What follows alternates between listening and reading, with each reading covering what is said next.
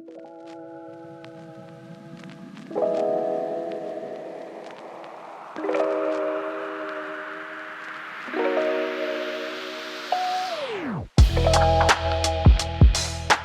good morning. Scott Kelford here with Market Pro. I'm here with Dominic. Dominic leads the field in EV charging. It's a big deal. EV's here to stay, I think. Could you elaborate a little bit about what your company does in terms of charging and stuff like that for EV? Well, we're actually a third-party administrator, and we have extended vehicle service contracts. Oh, great. ESAs, good. Yeah, and so we offer our products through agents to bring it into dealers. And the unique thing about our product, the fully charged product, we cover EVs and hybrids, and we cover items that other vehicle service contracts typically don't. Like the battery, we have one of the highest levels of the limited liability. If you have a claim on a battery, we go up to $40,000 just for the battery portion alone.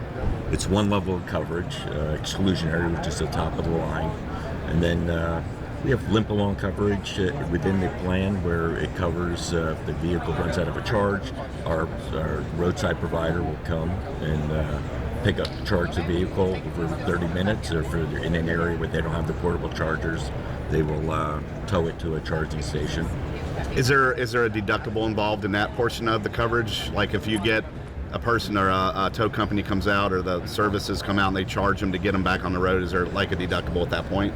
No. There's a deductible when the vehicle goes in for a repair, and it's per repair, not per component. So it's just Excellent. one deductible. And they have the dealers have 6 deductible choices to offer their customers. So, being in the automotive world and seeing the transition to hybrid, I remember some service repair orders that over $10,000 on just like a Toyota Prius. Oh yeah. So this extended service agreement would cover that type of situation when it's outside of the warranty period.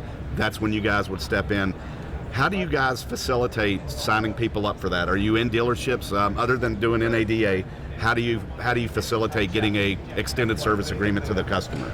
Well, we use an independent agent channel to go out to dealerships, because those are the people that they have all the different products, and we supply vehicle service contracts and other ancillaries. Sure. So we use the agent channel to service dealers. Okay. What have you done at NADA? What have you been looking at? Is there anything that would complement what you guys do that you've seen at NADA for 2024?